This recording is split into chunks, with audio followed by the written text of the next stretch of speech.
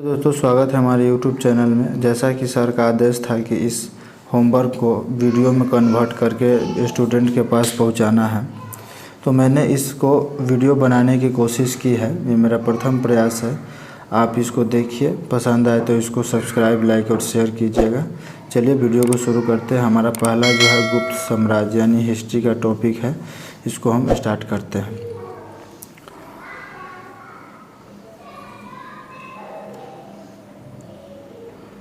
दोस्तों इसमें गुप्त साम्राज्य को पहले हम कवर करेंगे।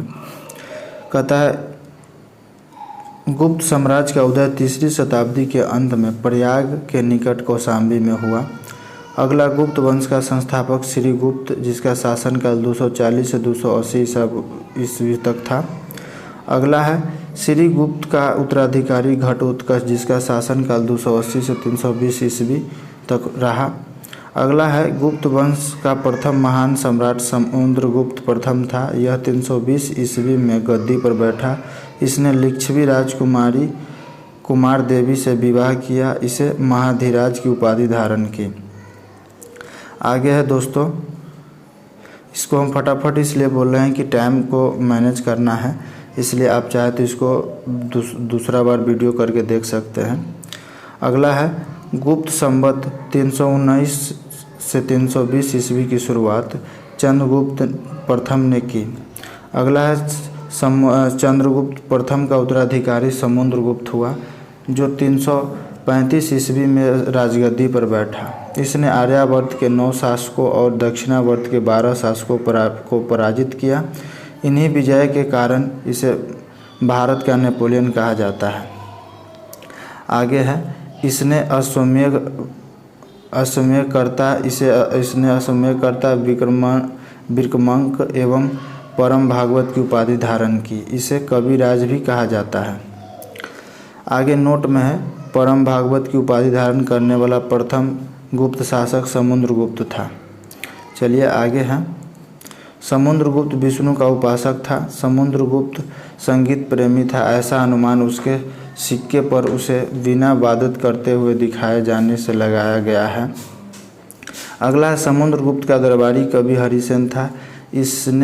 जिसने इलाहाबाद प्रशस्ति लेख की रचना की। अगला है दोस्तों समुद्रगुप्त का उत्तराधिकारी चंद्रगुप्त द्वितीय हुआ, जो 380 ईस्वी में राजगद्दी पर बैठा। अगला है चंद्रगुप्त द्वितीय के शासनकाल में चीनी यात्री बौद्ध यात्री फाहियान भारत आया। अगला है शकों पर विजय के उपलक्ष्य में चंद्रगुप्त द्वितीय ने चांदी के सिक्के चलाए। आगे है दोस्तों साब चंद्रगुप्त द्वितीय का राजकवि था। चंद्रगुप्त द्वितीय के समय में पाटलिपुत्र एवं उज्जैनी विद्या के प्रमुख केंद्र थे। अगला अनुश्रुति के अनुसार चंद्रगुप्त द्वितीय के दरबार में 9 विद्वानों की एक मंडली निवास करती थी, जिसे नवरत्न कहा गया। महाकवि कालिदास संभवतः इसमें अग्रगण्य थे। कालिदास के अतिरिक्त इसमें धन्वंतरी, छपनक, फलित ज्योतिष शास्त्र के जो विद्वान थे, अमर सिंह। आगे है दोस्तों अमर सिंह कोशाकार और शंकु वास्तुकार था। बेताल भट्ट और घटकर पर वाहामिहिर ये खगोल विज्ञान एवं वर रुचि जैसे विद्वान थे। आगे है दोस्तों चंद्रगुप्त द्वितीय का संधि विगृहित सचिव वीरसेन शैव धर्मावलंबी था, जिसने शिव की पूजा के लिए उदयगिरी पहाड़ी पर एक गुफा का निर्माण करवाया था। वीरसेन व्याकरण, न्याय, मीमांसा एवं शब्द का प्राकंड पंडित एवं था, एक कवि भी था। अगला है चंद्रगुप्त द्वितीय का उत्तराधिकारी कुमार गुप्त या गोविंद गुप्त 415 ईस्वी से 454 ईस्वी तक हुआ। अगला है नालंदा विश्वविद्यालय की स्थापना कुमार गुप्त ने की थी। अगला है कुमार गुप्त का उत्तराधिकारी स्कंदगुप्त 455 ईस्वी से 467 ईस्वी तक हुआ। अगला है स्कंदगुप्त ने गिरनार पर्वत पर स्थित सुदर्शन झील का पुनरुद्धार किया। स्कंदगुप्त ने पर्णदत्त को सौराष्ट्र का गवर्नर नियुक्त किया। अगला स्कंदगुप्त के शासनकाल में ही हुनों का आक्रमण हुआ। अंतिम गुप्त शासक समुद्र विष्णुगुप्त था। कहता है गुप्त साम्राज्य की सबसे बड़ी प्रादेशिक इकाई देश थी, जिसके शासक को गोपना कहा जाता था। एक दूसरी प्रादेशिक इकाई भुक्ति थी, जिसके शासक उपरीक कहलाते थे।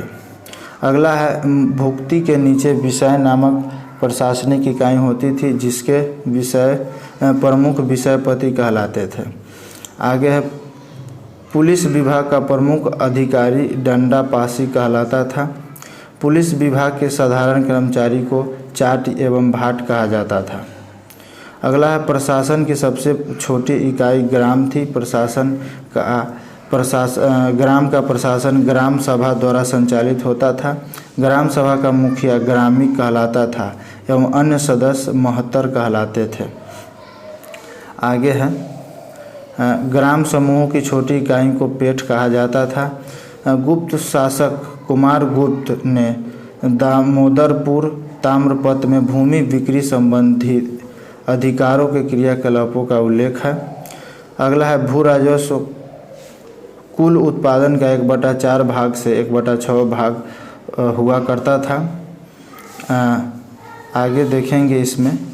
आगे है आर्थिक उपयोगिता के आधार पर निम्न प्रकार की भूमि थी। पहला जो है क्षेत्र है कृषि योग्य भूमि को कहते थे। दूसरा वास करने योग्य भूमि को कहते थे।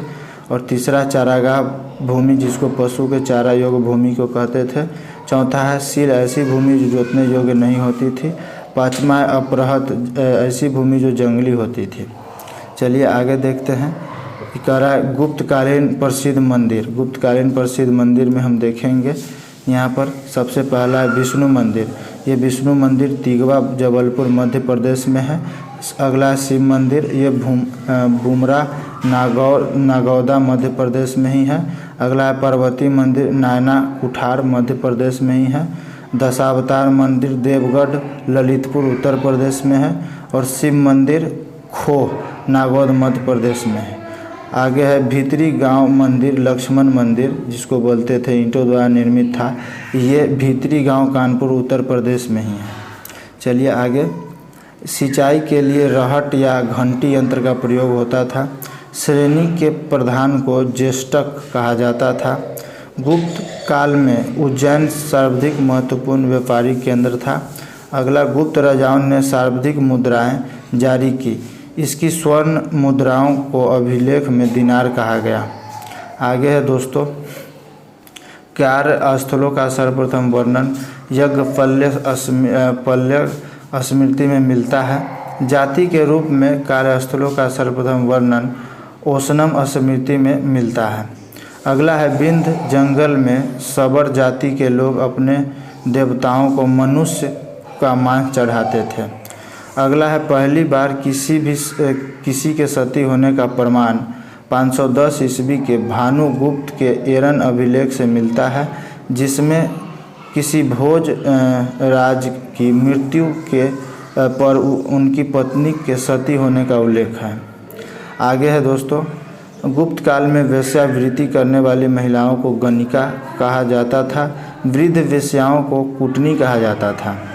आगे गुप्त सम्राट वैष्णव धर्म के अनुयायी थे तथा उन्होंने इसे राजधर्म बनाया था। विष्णु का वाहक गरुड़ गुप्तों का राज चिन्ह था। गुप्त काल में वैष्णव धर्म संबंधित सबसे महत्वपूर्ण अवशेष देवगढ़ यानी जिला ललितपुर का दशावतार मंदिर, यह बेतवा नदी के तट पर स्थित है। आगे है दोस्तों अजंता में निर्मित कुल 29 गुफाओं में वर्तमान में केवल 6 ही शेष हैं, जिनमें गुफा संख्या 16 एवं 17 ही गुप्तकालीन है। इसमें गुफा संख्या 16 में उत्कीर्ण मरणासन कुमारी का चित्र प्रशंसनीय है। अगला गुफा संख्या 17 के चित्र को चित्रशाला कहा गया है। इस चित्रशाला में बौद्ध के जन्म, जीवन, महाविष्कर्मण एवं महापरिनिर्वाण की घटनाओं से संबंधित चित्र उदित किए गए हैं। आगे हैं अजंता की गुफाएं बौद्ध धर्म की महायान शाखा से संबंधित है। गुप्त काल में निर्मित अन्य गुफा बाघ की गुफा है, जो बाघ जिला धार मध्य प्रदेश नामक स्थान पर विंध्य पर्वत को काटकर बनाई गई थी।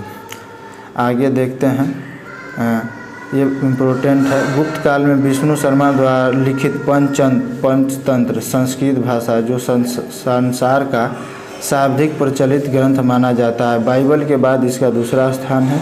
इसे 5 भागों में बांटा गया है। पहला है मित्र भेद, दूसरा है मित्र लाभ, तीसरा है संधि विग्रह, चौथा है लब्ध प्रनाश और 5वां है अपरीक्षाकारित्व। आगे देखते हैं दोस्तों, कहता है आर्यभट्ट ने आर्यभट्टियम एवं सूर्य सिद्धांत नामक ग्रंथ लिखे। उसने सूर्य ग्रहण एवं चंद्र ग्रहण के वास्तविक कारण बताएं। आर्यभट्ट पहला भारतीय नक्षत्र वैज्ञानिक थे जिन्होंने घोषणा की पृथ्वी अपनी ध्रुव पर घूमती है। आगे दोस्तों, आगे है वराहमिहिर की पुस्तक बृहद संहिता में नक्षत्र विद्या, वनस्पति शास्त्र, प्राकृतिक इतिहास और भौतिक भूगोल के विषय पर चर्चा की गई है। वराहमिहिर के पंच सिद्धांत, बृहज्जातक और लघु जातक की रचना भी थी। आगे है ब्रह्मगुप्त इस युग के महान नक्षत्र वैज्ञानिक एवं गणितज्ञ थे। उसने यह घोषणा करके न्यूटन के सिद्धांत की पूर्व कल्पना कर ली। प्रकृति के एक नियम के अनुसार सभी वस्तुएं पृथ्वी पर गिरती है, क्योंकि पृथ्वी स्वभाव से ही सभी वस्तुओं को अपनी ओर आकर्षित करती है। अगला है गुप्त काल में पल्लव काण्व ने पशु चिकित्सा पर हस्त्यायुर्वेद लिखा। आगे है नवीनितकम की रचना गुप्त काल में की गई। इस पुस्तक में नुस्खे, सूत्र और उपचार विधि दी गई है। पुराणों की वर्तमान रूप से रचना गुप्त काल में ही हुई। इसमें ऐतिहासिक परंपराओं का उल्लेख है। अगला है संस्कृत गुप्त राजाओं की शासकीय भाषा थी। अगला है गुप्त काल में चांदी के सिक्के को रुपया कहा जाता था। अगला है यज्ञ, पल्लव, नारद, कात्यायन एवं बृहस्पति स्मृति की रचना गुप्त काल में ही हुई थी। अगला है मंदिर बनाने की कला का जन्म गुप्त काल में ही हुआ। त्रिमूर्ति की अवधारणा का विकास गुप्त काल में ही हुआ। अगला है गुप्त वंश के शासकों ने मंदिरों एवं ब्राह्मणों को सबसे अधिक ग्राम अनुदान दिए। चलिए आगे, गुप्त काल लौकिक साहित्य की सर्जना के लिए स्मरणीय है। भास के 13 नाटक इसी काल के हैं। रुद्रक का लिखा नाटक मृच्छकनिकटम या माटी की खिलौना गाड़ी, जिसमें निर्धन ब्राह्मण के साथ वैश्या का प्रेम वर्णित है, प्राचीन नाटक में सर्वोत्कृष्ट माना जाता है। आगे है कालिदास की कृति अभिज्ञान शकुंतलम, जिसमें राजा दुष्यंत एवं शकुंतला की प्रेम की कथा है। प्रथम भारतीय रचना है जिसका अनुवाद यूरोपीय भाषाओं में हुआ है। दूसरी रचना भागवत गीता है। अगला है सांस्कृतिक उपलब्धियों के कारण गुप्त काल को भारतीय इतिहास का स्वर्ण युग कहा जाता है। अगला नोट में है नगरों का क्रमिक पतन गुप्त काल की महत्वपूर्ण विशेषता थी। चलिए दोस्तों, अगला वंश इसमें हम पढ़ने जा रहे हैं वकाटकच वंश। इसका अगला है कह रहा है वकाटक वंश राजवंश की स्थापना 255 ईस्वी के लगभग विंध्य शक्ति नामक व्यक्ति ने की थी। इसके पूर्वज सतवाहनों के अधीन बरार यानी कि विदर्भ के स्थानीय शासक थे। आगे है विंध्य शक्ति के पश्चात उसका पुत्र प्रवरसेन प्रथम 275 से 335 ईस्वी तक शासन किया। वकाटक वंश का वह अकेला ऐसा शासक था जिसने सम्राट की उपाधि धारण की थी। पुराणों से पता चलता है कि इसने 4 अश्वमेध किया था। चलिए आगे हैं। प्रवर सेन के पश्चात वाकाटक साम्राज्य को 2 शाखाओं में विभक्त हो गया। प्रधान शाखा तथा बासिम वरसगुल्लम शाखा, दोनों शाखाएं समांतर रूप से शासन किया। आगे है प्रधान शाखा के प्रमुख राजा रुद्रसेन प्रथम 335 से 360 ईस्वी, प्रभावती गुप्ता का संरक्षण काल 390 से 410 ईस्वी, प्रवरसेन द्वितीय 441 से 440 ईस्वी, नरेंद्र सेन 440 से 460 ईस्वी, पृथ्वी सेन द्वितीय 460 से 480 ईस्वी। आगे है दोस्तों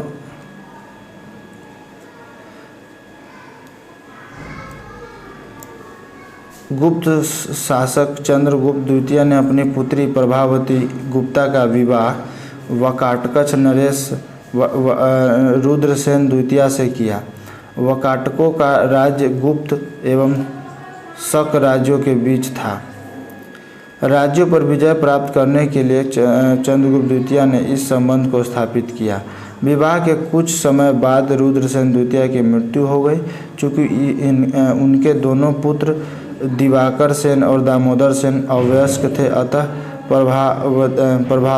प्रभावती गुप्ता ने शासन संभाला। यह काल वाकाटक गुप्त संबंध का स्वर्ण काल रहा। आगे है दोस्तों प्रभावती की संरक्षण काल के बाद उसका वरिष्ठ पुत्र कनिष्ठ पुत्र दामोदर सेन प्रवरसेन द्वितीय के नाम से राजगद्दी पर बैठा। चलिए आगे है दोस्तों पृथ्वी सेन द्वितीय वाकाटकों की प्रथम शाखा का अंतिम शासक था। उसके बाद उसका राज्य बासिम शाखा के हरिसेन के हाथ में चला गया। चलिए अगला है बासिम शाखा के वाकाटक। कहता है वाकाटक वंश की यह शाखा की स्थापना 330 ईस्वी में सम्राट प्रवरसेन के छोटे पुत्र सर्वसेन ने की थी। उसने वत्सगुल्लम नामक स्थान पर एक स्वतंत्र राज्य की स्थापना की। वत्सगुल्लम साम्राज्य के अकोला जिले में आधुनिक बासिम में स्थित था। आगे है दोस्तों बासिम शाखा के प्रमुख राजा सर्वसेन विंध्य शक्ति द्वितीय 350 ईस्वी से 400 ईस्वी तक, प्रवरसेन द्वितीय 400 ईस्वी से 415 ईस्वी तक और हरिसेन 475 ईस्वी से 510 ईस्वी तक। अगला है हरिसेन बासिम शाखा का सर्वाधिक शक्तिशाली शासक था। यह वाकाटक वंश का अंतिम ज्ञात शासक है। अगला कहता है वाकाटक वंश के राजा प्रवरसेन द्वितीय ने मराठी प्राकृत काव्य सेतुबंध की रचना की तथा सर्वसेन ने हरि विजय नामक प्राकृत काव्य ग्रंथ लिखा। आगे है दोस्तों संस्कृत की वैदर्भी शैली का पूर्ण विकास वाकाटक नरेश के दरबार में हुआ। अगला है कुछ विद्वानों का मत है कि चंद्रगुप्त द्वितीय के राजकवि कालिदास ने कुछ समय तक प्रवरसेन द्वितीय की राजसभा में निवास किया था, जहां उन्होंने उसके सेतुबंध संशोधन किया तथा वैदर्भी शैली में अपना कार्य मेघदूत लिखा।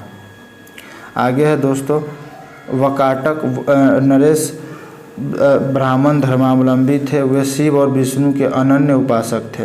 अगला है वाकाटक नरेश पृथ्वी सेन द्वितीय के समांत व्याघ्रदेव ने नचना के मंदिर का निर्माण करवाया। अगला है अजंता का 16वां तथा 17वां विहार और 19वें गुफा चैत्य का निर्माण वाकाटकों के शासक काल में हुआ। चलिए दोस्तों अगला वंश हमारे पास है पुष्यभूति वंश या वर्धन वंश।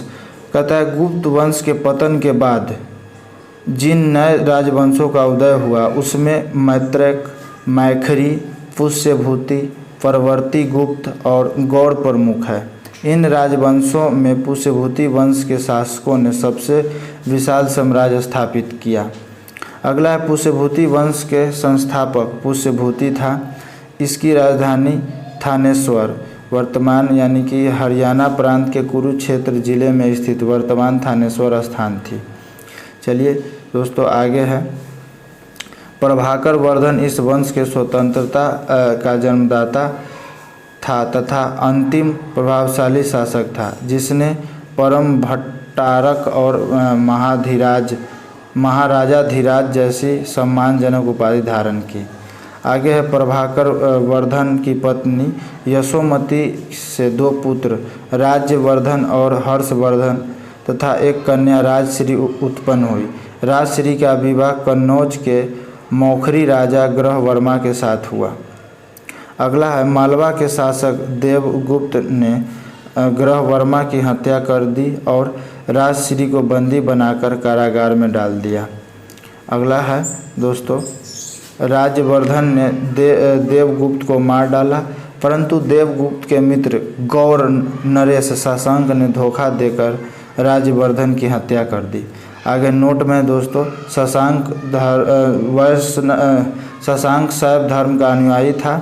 इसने बोधि वृक्ष जो बोध गया में है उसको कटवा दिया था। अगला है राज्यवर्धन की मृत्यु के बाद 606 ईस्वी में 16 वर्ष की अवस्था में हर्षवर्धन थानेश्वर की गद्दी पर बैठा। हर्ष को शिलादित्य के नाम से भी जाना जाता है। इसने परम भट्टारक नरेश की उपाधि धारण की थी। अगला है दोस्तों हर्ष ने शशांक को पराजित करके कन्नौज पर अधिकार कर लिया तथा उसे अपनी राजधानी बनाया। अगला है हर्ष और पुलकेशिन द्वितीय के बीच नर्मदा नदी के तट पर युद्ध हुआ, जिसमें हर्ष की पराजय हुई। अगला है चीनी यात्री ह्वेनसांग हर्षवर्धन के शासनकाल में भारत आया। अगला है दोस्तों नोट में ह्वेनसांग को यात्राओं में राजकुमार, नीति का पंडित एवं वर्तमान शाक्य मुनि कहा जाता है। वह नालंदा विश्वविद्यालय में पढ़ने एवं बौद्ध ग्रंथों संग्रह करने के उद्देश्य से भारत आया था। अगला है दोस्तों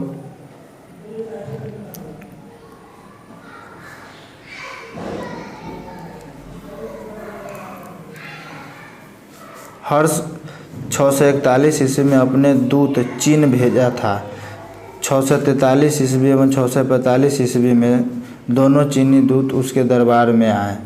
अगला है हर्ष ने कश्मीर के शासक से बुद्ध के दंत अवशेष बलपूर्वक प्राप्त किए। अगला है दोस्तों हर्ष के पूर्वज भगवान शिव और सूर्य के अनन्य उपासक थे। प्रारंभ में हर्ष भी अपनी देवकुलता शिव का परम भक्त था। चीनी यात्री ह्वेनसांग से मिलने के बाद उसने बौद्ध धर्म की महायान शाखा के राजश्रेय प्रदान किया तथा वह पूर्ण बौद्ध बन गया। अगला है हर्ष के समय में नालंदा महाविहार महायान बौद्ध धर्म की शिक्षा का प्रधान केंद्र था। आगे है दोस्तों हर्ष के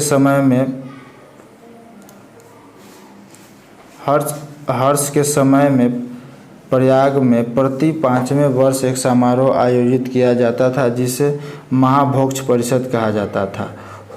ह्वेनसांग स्वयं छठे समारोह में सम्मिलित हुआ। अगला है बाण भट्ट हर्ष के दरबारी कवि थे। उन्होंने हर्षचरित एवं कादंबरी की रचना की। अगला है दोस्तों प्रियदर्शिका रत्नावली तथा नागानंद नामक 3 संस्कृत नाटक ग्रंथ की रचना हर्ष ने की थी। कहा जाता है कि धावक नामक कवि ने हर्ष से पुरस्कार लेकर उसके नाम के ये 3 नाटक लिखे। हर्ष को भारत का अंतिम हिंदू सम्राट कहा गया है, लेकिन वह न तो कट्टर हिंदू था और न ही सारे देश का शासक। कहता है हर्ष के अधीनस्थ शासक महाराज अथवा महासम्मानित कहे जाते थे। अगला है हर्ष के मंत्रिपरिषद के मंत्री को सचिव या अमात्य कहा जाता था। प्रशासन की सुविधा के लिए हर्ष का साम्राज्य कई प्रांत में विभाजित था। प्रांत को भुक्ति कहा जाता था। प्रत्येक भुक्ति का शासक राजकीय, उपरिक अथवा राष्ट्रीय कहलाता था। अगला है नोट में हर्षचरित के प्रांतीय शासक के लिए लोकपाल शब्द आया। दोस्तों, भुक्ति का विभाजन जिले में हुआ था। जिले की संज्ञा भी विषय, जिसका प्रधान विषयपति होता था। विषय के अंतर्गत कई पाठक आधुनिक तहसील होते थे। आगे है दोस्तों, ग्राम शासक की सबसे छोटी इकाई थी। ग्राम का शासक प्रधान ग्राम छपटलिक कहा जाता था। ये थोड़ा वर्ड ऐसा ही है, बोलने में दिक्कत हो गया है।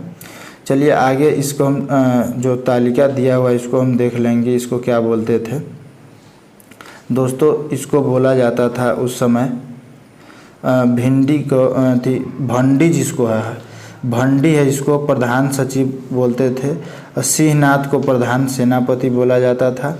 और कुंतल को अश्व सेना का प्रधान और स्कंदगुप्त को जो है ना गज सेना का प्रमुख कहा जाता था। चलिए आगे देखते हैं।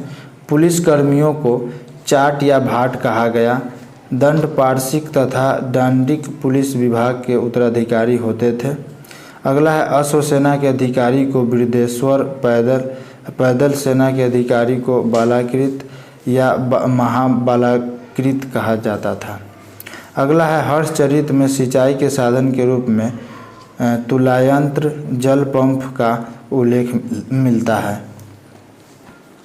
आगे है दोस्तों, हर्ष के समय मथुरा सूती वस्त्र के निर्माण के लिए प्रसिद्ध था।